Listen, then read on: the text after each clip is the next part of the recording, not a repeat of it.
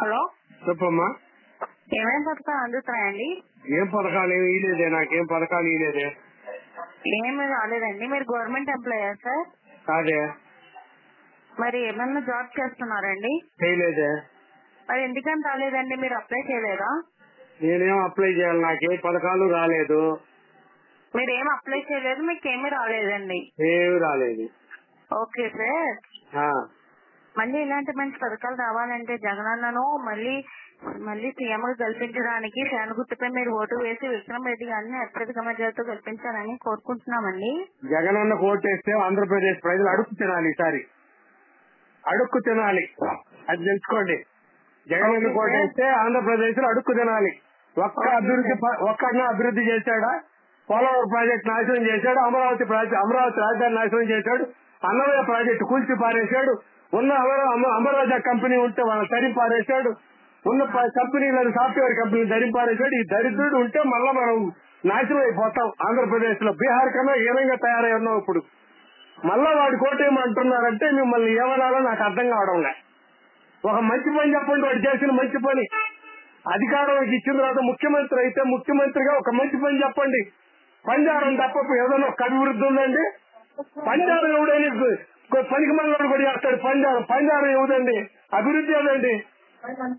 అభివృద్ధి గురించి చెప్పండి అండి. ఏం చేశాడో ఒక్క అభివృద్ధి చెప్పండి.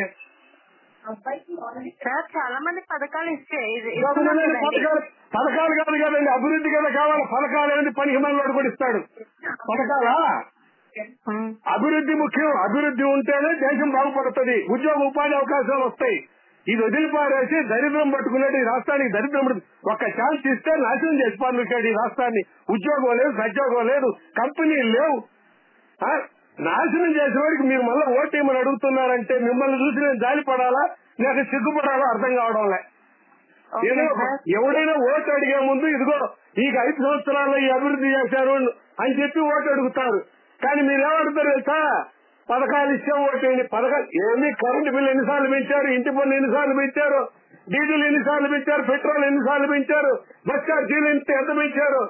ఏదండి ఒకటన్నా మంచి ఉందా? చెడు తప్ప ఒకటన్నా మంచి ఉందా? అన్నమయ్య ప్రాజెక్టు కూలిపోయి నాశనం అయిపోయారు జనం. వాళ్ళకి ఏమైనా ఇప్పటికైనా అతి గట్టి ఉందా? ఆ ప్రాజెక్ట్ ఏమైనా చేయగలిగారా? ఏం చేశారని ఓటేద్దాం చెప్పండి. ఒక్క మంచి పని చెప్పండి. పథకాలు కాదు, పథకాలని పంజారం చేయబడి పప్పు బెల్లాలు మా ముసలి దానికి ఇచ్చిన పంజారం చేసి వస్తుంది. ఆలోచన చేసి మంచి చెడు ఆలోచించి మీరైనా తెలుసుకోండి. చదువుకుంటూ ఉంటారు మీరు కూడా. ఇట్లాంటి వాడు వెనకాల తిరగబాకండి. జగన్మోహన్ రెడ్డి సపోర్ట్ గా తిరగబాకండి. నాశనం అయిపోద్ది ఈ దేశం.